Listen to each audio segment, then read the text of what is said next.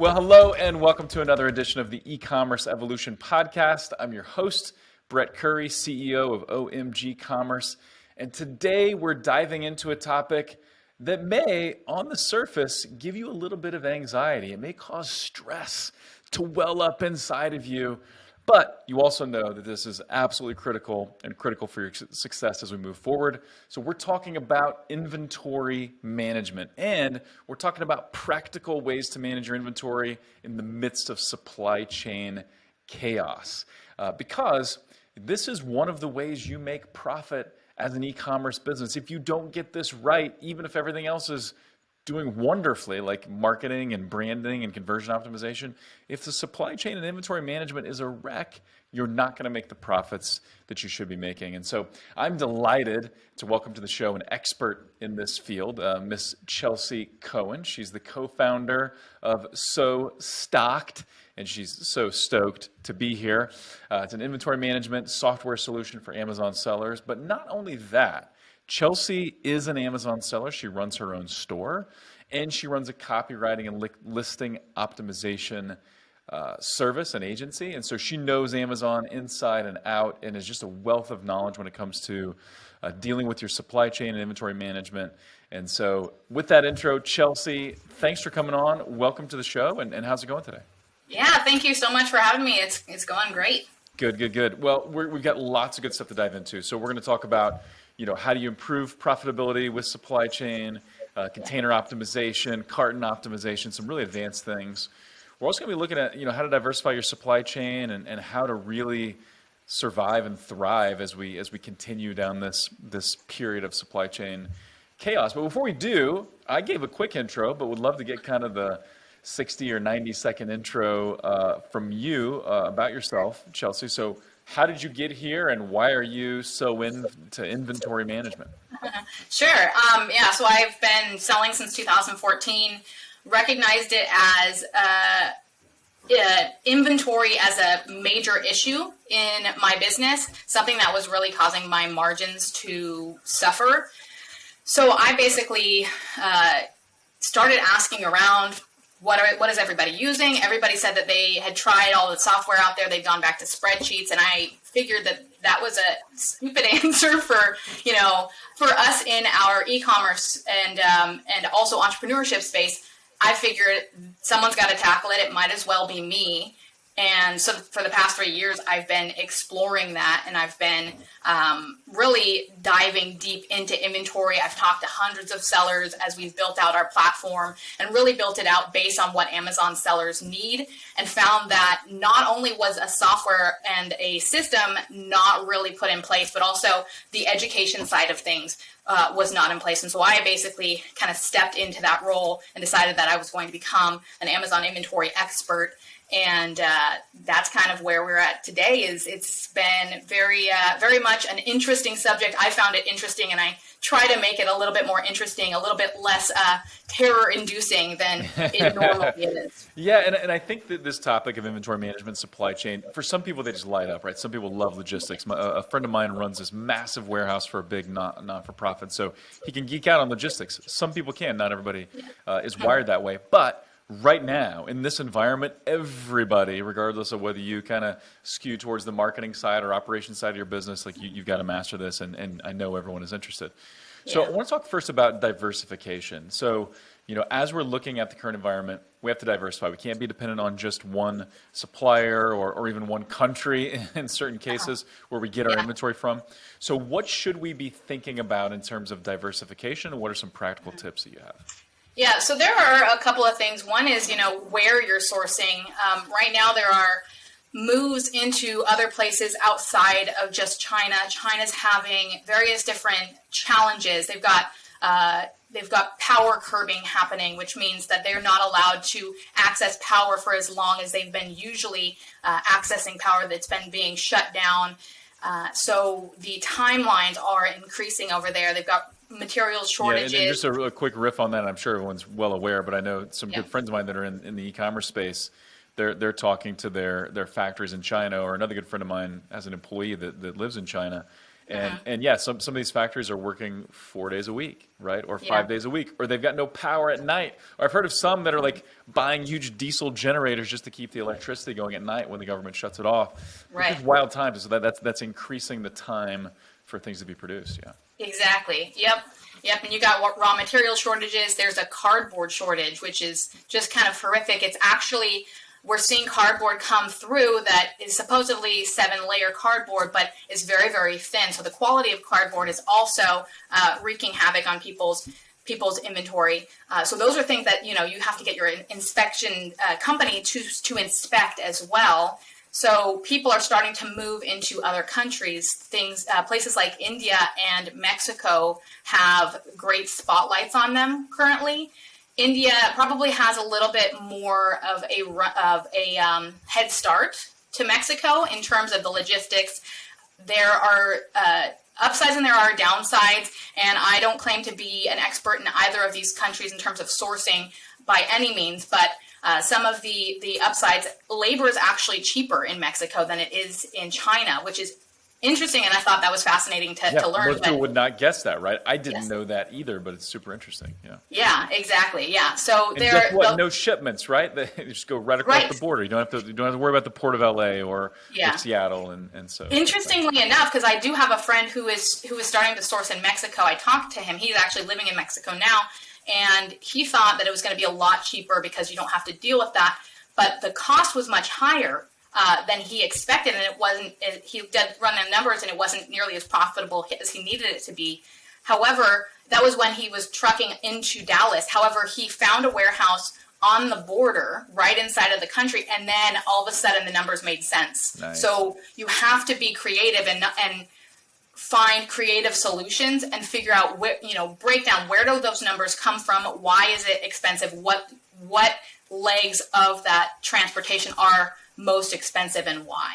Yeah. So that became very interesting. So those are things that people are kind of exploring is India and Mexico. You're not going to get certain products out of either one of those countries. There are certain products that you'll only for now be able to get in China still, but there are specific types of products that you will start to be able to find eventually, I think. And it's so interesting, just the way we look at different parts of your marketing funnel, right? As we're running at OMG, we run top of funnel YouTube and Google search and shopping and remarketing, and we run Amazon ads, all types of Amazon ads. And, we really like to look for, okay, what are the areas where cost is too high, where cost is disproportionate to return? And so we're constantly tweaking and stuff. I don't know that a lot of people think about that as far as supply chain goes, but the same type of mindset applies, right? Where it's like, okay, I know this should be cheaper. There's this one leg of the trip that's really causing this cost to spike. Let's reroute and let's find a creative solution here. Exactly. I love that. Exactly. Cool. Other things we should diversify, and if not, I want to get into flexible payment terms and logistics. 'Cause I think there's some interesting things around there too. But any other points of diversification? Yeah, so other things to diversify, I call it the golden rule, and it's don't let anyone have all your stuff.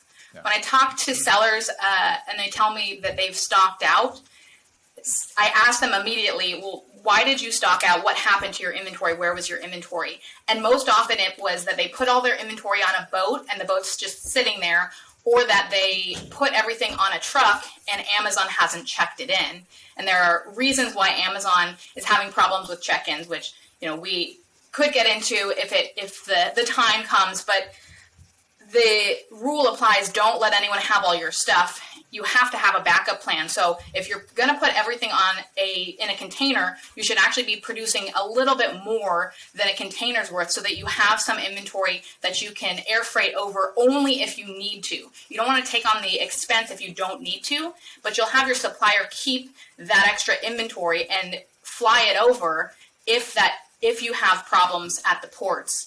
And the same thing goes with your inventory going into Amazon. You send everything, almost everything LTL or FTL, and then you have your 3PL, your warehouse, hold extra inventory that you can send small parcel delivery if needed. Again, those two other methods are more expensive, but they're a lot more reliable. Yeah, and they're more expensive, but they're not more expensive when you take into account the high cost of being out of stock and all that takes that go with that. And so I Yeah. love that idea. You keep it there. You always have a backup plan because stuff goes wrong. We've seen that time and time Yep. again recently. But then you've got it there, only deploy that if you need to. And so that makes a ton of sense. Any other thoughts Right. on diversification? In terms of Amazon, most people who sell on Amazon sell using Fulfilled by Amazon.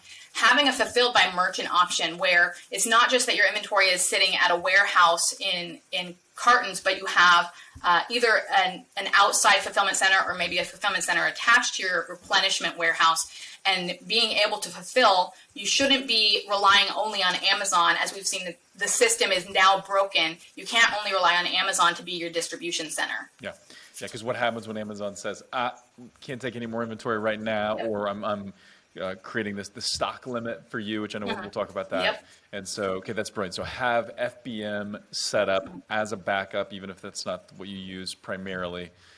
That makes a lot of sense as well. Exactly. Cool. Talk about flexible payment terms and logistics, and so what does that look like? Because I know really this all comes down to profitability and business growth, but what does that look like? Right. So one of the things that we're doing that other sellers are doing is to work with your supplier to sort of lighten the load. So we talk about that extra inventory that's currently sitting at your supplier's warehouse in case you need to deploy it by air freight. A lot of times your supplier won't charge you for that. They'll hold it for a period of time and not charge you storage. So instead of it sitting locally and you collecting storage fees on a monthly basis, it'll be sitting at your warehouse with your supplier, and they'll be willing to hold it for you. Beyond that, so everyone has to pay. You pay your deposit. So you produce a little more than a container in this particular scenario. You produce a little more than a container. You send that initial payment, but then when you send that container, you only have to pay for the container. You only have to pay for the inventory that was sent. And the inventory that's being held is inventory that you've paid the initial payment on, but you're not paying storage fees on, and you're not paying that final payment. That's something that is being worked out with many different suppliers, and is something that helps you to better control your cash flow. Is that something that you found a lot of suppliers are willing to do in this environment? Many suppliers are willing to be flexible and to help you out. Some of them do get subsidies. Some of them are not big enough to be able to handle that, but we personally, our supplier is willing to do that, and we've found that there are many sellers that do have that relationship. If you have a long-term relationship, or if you do large volume or both, it tends to be a little bit easier for you to negotiate that. And you just have to ask, right? It's one of those things that you're definitely not going to get those flexible terms if you don't ask, and so you need to ask. Right. And more often than not, if the supplier can do it, they will do it. And so, so it definitely makes sense to ask. Exactly. Well, let's talk about profitability for a minute. So thinking in terms of how to be profitable here, and it's so interesting. You know, I remember when I was first learning real estate, and I never got into real estate, but I was interested in it.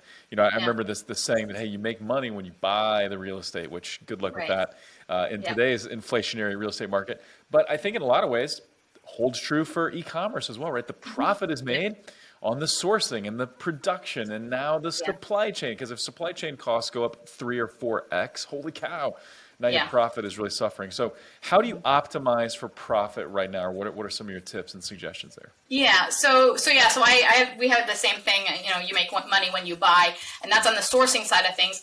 We kind of take it a step further and say you make money before your inventory even checks in, and so that's something that I've been lately very obsessed with.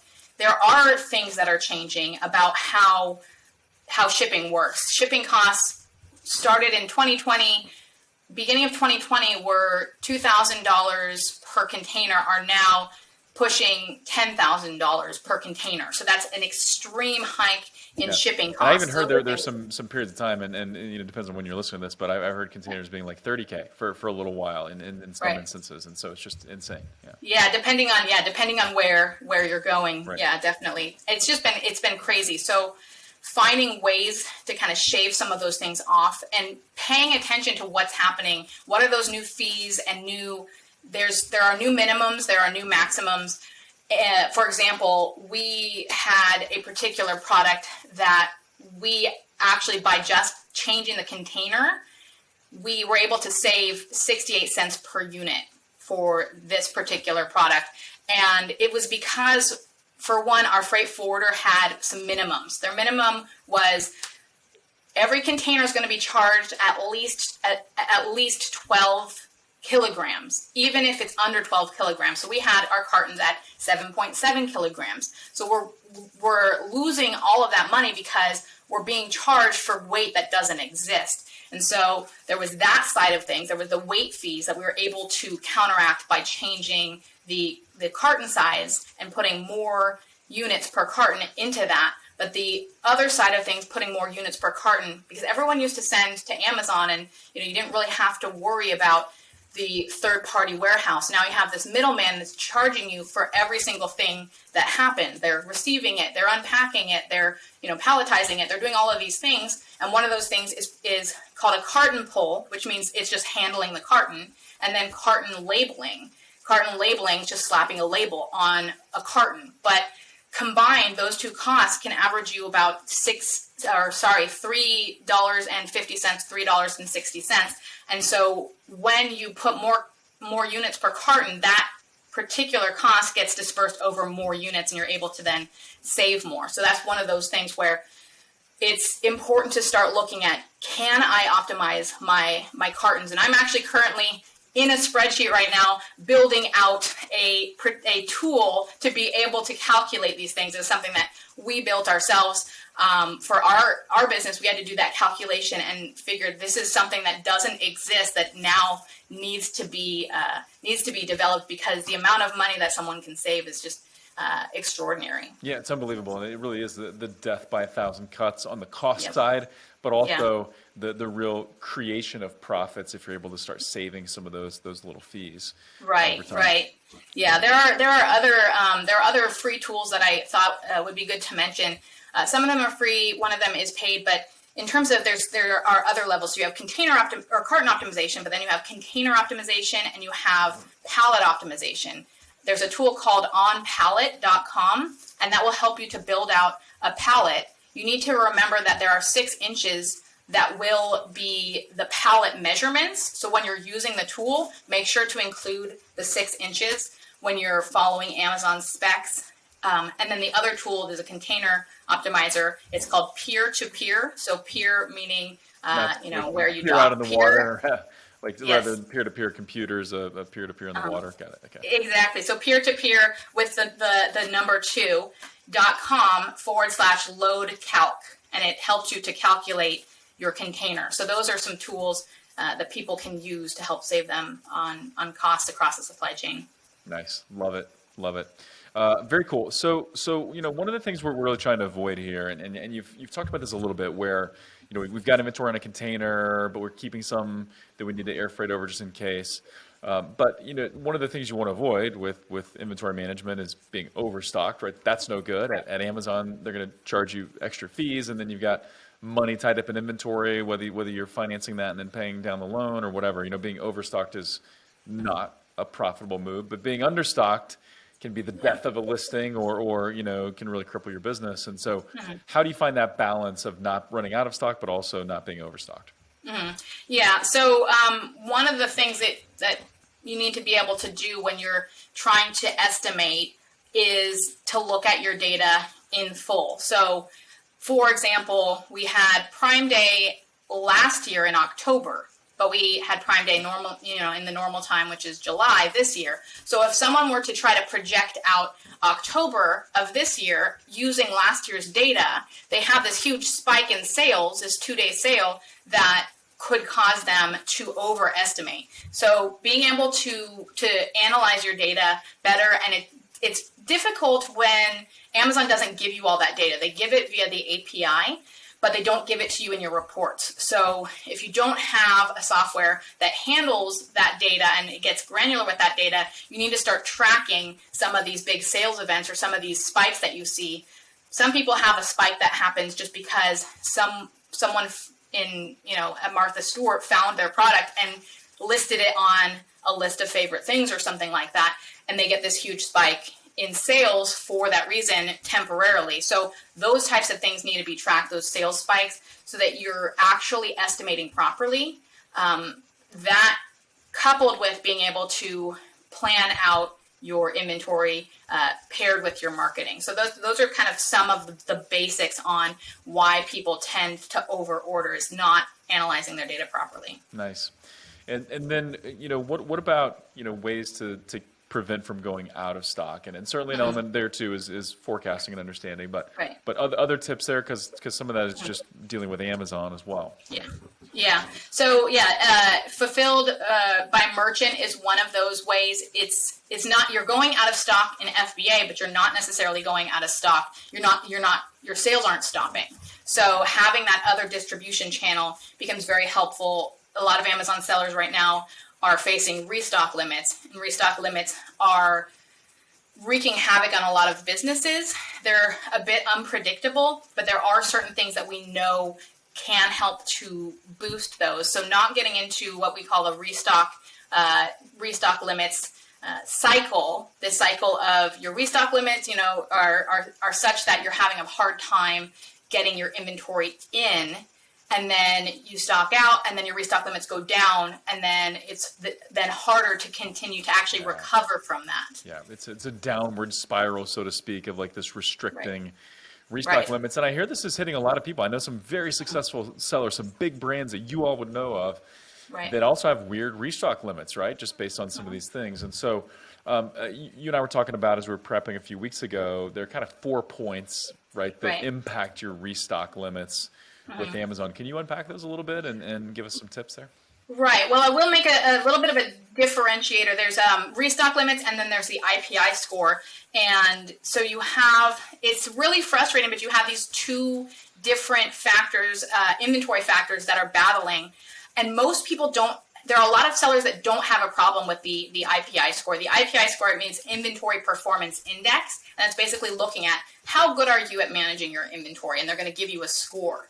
And if you go below that score, the score right now, it's 450. If your score is below 450 for each quarter, for that entire quarter, you not only have restock limits, which is a per unit, right? They give you can only send 5,000, units of inventory in, and that's your restock limits. But your Inventory Performance Index score and your IPI score actually, when you have it below 450, hurts your storage volume. So they give you a unit limit, and then they give you a volume limit. And very often the volume limit is lower than even the unit limit. And so that's kind of volume, meaning the amount of space on the shelf, not just how many units we'll accept, but hey, we're carving out this much shelf space, so fill it up. Exactly. Yeah, and it can be very extreme. So we had someone reach out to me, and he was having problems understanding why he couldn't send inventory in. And he had, I think it was 3,000, the ability to send in 3,000 units, but the size he was allotted, I looked at the size limitations and I did the math, and it was actually the size of a refrigerator. Whoa. Yeah. Not so putting 3,000 units in there unless it's like, silicone wedding rings like my buddy. Right. Exactly. So he was having a hard time. And then at that point, the only solution is to fulfill outside of Amazon, which will help. It will help your sales velocity. It will help with those factors. So improving. So by selling on Fulfilled by Merchant, that increases your volume and velocity, and that can actually increase those stock limits. Right. Yes, and it helps you. It helps you to start to improve that. The thing, if anyone has that problem where they're being restricted by those storage volume limits, their number one focus needs to be getting that score up. And that score, as we were talking about before, it is actually 4 different things. It includes excess inventory, so you need to remove that excess inventory, and Amazon will let you know what that excess inventory is. Okay. Then there's in-stock rate. So being in stock, whether it's fulfilling outside of Amazon or within Amazon, being in stock is a factor. Stranded inventory is a factor, and that basically means that you've got inventory that is... What's that? Stuck on a boat or something like that? Well, it's stranded within Amazon. So it's sitting at their warehouses, but the listing is not live. So maybe the listing was shut down. Maybe you're selling another brand's product and they no longer allow you to sell it. Whatever it is, to fix whatever that problem is, either pulling the inventory or getting that listing live will fix that. And that's the lowest, I think really the lowest, the most easy problem to solve. And then the last one is sell-through. How quickly is your inventory moving from the point you check it in to the point it actually leaves? And when you look at all of them, the stranded inventory, in-stock, excess, and sell-through, they're all components of sell-through, and they can all be improved by sell-through. Yep, totally makes sense. And I was about to ask, like, what is the one metric? Because if you look at, there's several things, and I won't get into it in this podcast, it's not relevant, but Google has a quality score that they give to every ad. And like, there's one component of quality score that's really more important than others. It's called click-through rate. But that sell-through rate, that's really what you want to optimize for. And so if you can increase that, then everything becomes easier, right? Amazon's happier, you're happier, customers are happy, ideally. So any thoughts there on increasing sell-through rate? I know that then opens up a big new world of advertising and listing optimization and all that. Right. Yeah, I mean, it really is two factors. It's utilization. So it's how much inventory you have sitting at Amazon versus how many sales you're making. The formula is looking at your 90-day sales divided by your utilization. So the average number of units you have inside of Amazon. So really, when you increase your sales, let's say you have, you're doing some fulfilled by merchant stuff. I would say pull out some excess inventory. If there's a product that's slow selling, continue to sell it on FBM. Those sales will contribute to that top line, but not be contributing to that bottom line. So that will help you increase your sell-through, that as well as smaller orders more frequently. Yeah, nice. I love it. And so we may have already addressed this a little bit, but some tips to avoid your restock limits decreasing if something does go out of stock, right? Because lots of issues going on right now. Some things are going to go out of stock. Other levers you can pull, things you can do to avoid those restock limits from crashing. Yeah, so for sure. There are three different things to focus on. One is, like we talked about, fulfilled by merchant. Those sales do contribute to your restock limits. They contribute to your sales velocity. So fulfilling by merchant, seller fulfilled, any sort of fulfilling by merchant, that's going to help you. Those sales do positively affect your restock limits. Then there would be excess inventory, flash sales. So you have, let's say, for example, you have a product that you have a lot of inventory on. The beauty of it's called storage type limits. So there, for about a year, a little less than a year, there was something called ASIN type limits, which means that you got a limit for every single SKU. So if you run out of one, it's a very difficult thing to get it back, because for a period of time, you basically have no inventory, you have no sales, and you have no way to correct the depletion of your restock limits. Now we have storage type limits, and it's been painful for a lot of people because they've dropped things very low, a lot lower than the ASIN type limits. But at the same time, you have the ability to use your entire catalog to boost the limits. So you run out of stock in one of your products, you can look at what products do I have that I can push a little bit harder so that I can fill that gap that's going to be created, or at least try to fill that gap to avoid the plummeting of that restock limit. Brilliant. I love it. Awesome. Well, Chelsea, this has been incredibly insightful and impactful. I do want to talk about your software, and hopefully if people are watching the video, they see the clever usage of toilet paper on your shirt running out of stock, and it's got a little toilet paper roll running off, which is appropriate for 2020, which is last year, but still. And then also the fed up with this sheet, and then it's got toilet paper with it looks like a spreadsheet. It's really clever. What is So Stocked? I think we all know kind of the basics, but what does it do for people? And so give us kind of the quick walkthrough. Sure. So Stocked is designed to be able to take your e-commerce data. We're moving into Shopify. Hopefully by the time that this episode airs, we'll be in Shopify. We're in Shopify beta. But we started out with Amazon and really finding and creating a solution for Amazon sellers that was better than their spreadsheets, because every other software out there left people screaming back to their spreadsheets. So that was a big red flag. So we take what is possible within a spreadsheet and make it understandable and customizable so that people who are selling on the platform can not only forecast their inventory based on past data, but also the future planning. We call it inventory-minded marketing, which is plugging your marketing into your inventory to be able to help you to forecast more accurately. And then once that forecast has been created, you'll be able to click a button and place a PO with your supplier. You can email it directly from the system, and then it tracks everything, which was a big problem for a lot of sellers, not being able to know where their stuff is and when it was supposed to be arriving. And so it helps you to track everything from your 3PLs, your open orders with your suppliers, and to be able to understand why the numbers are what they are. Yeah, extremely valuable. And your software also helps, right, when you create some of these scenarios we talked about where you've got some product that you're putting on a container, other products you're holding back, and you're going to air freight it, and so it can kind of help track all of that as well, right? Right. Mm-hmm. Yeah, very cool. So if someone wanted to check it out more, what would be the best place to go, and how should they view a demo or check it out? Sure. I would say either go to sostock.com, or you can also go to sostock.com/connect. That's where you'll find me. You'll find my socials and a demo link, as well as a link to the webinars that I do. Yeah, awesome. And I've seen some of the webinars. They're very good. If you've gotten this far in the podcast, you realize this was a wealth of knowledge and a wealth of information that Chelsea has unpacked, and so I'm extremely grateful for that.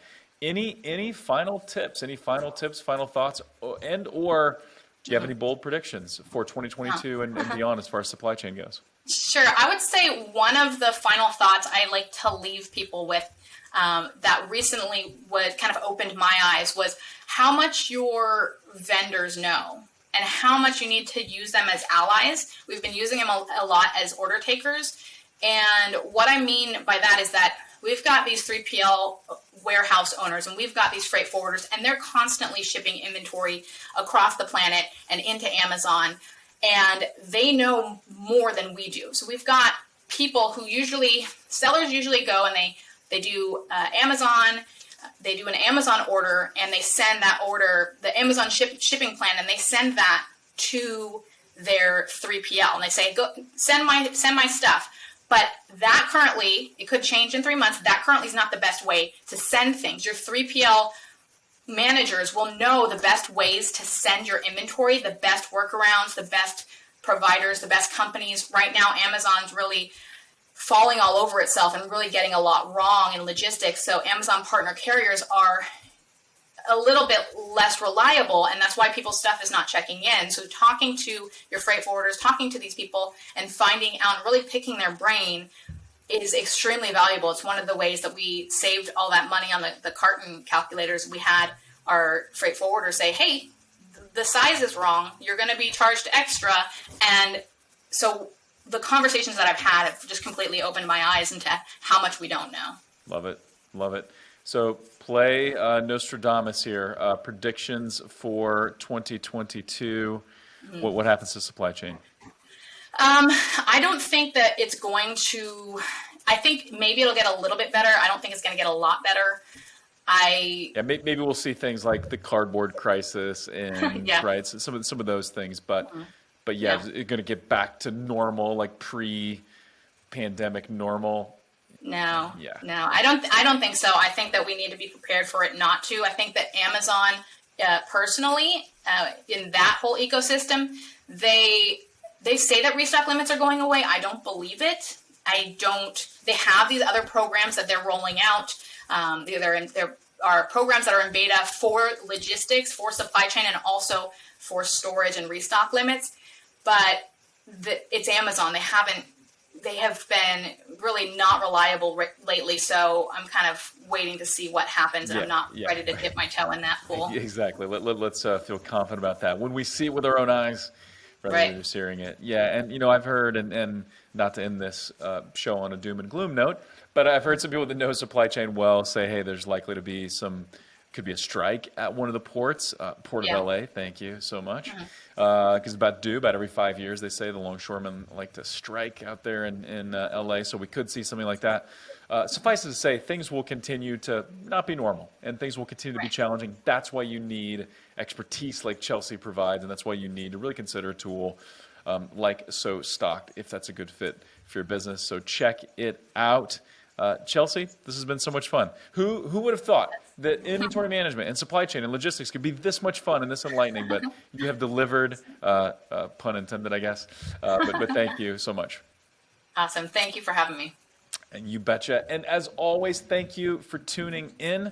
We'd love to hear from you. What would you like to hear more of? What topics should we delve into? Give this episode some love if you enjoyed it. Share it with people that you know would find it interesting. That's a great way to give a thanks back to the show, to let other people find it.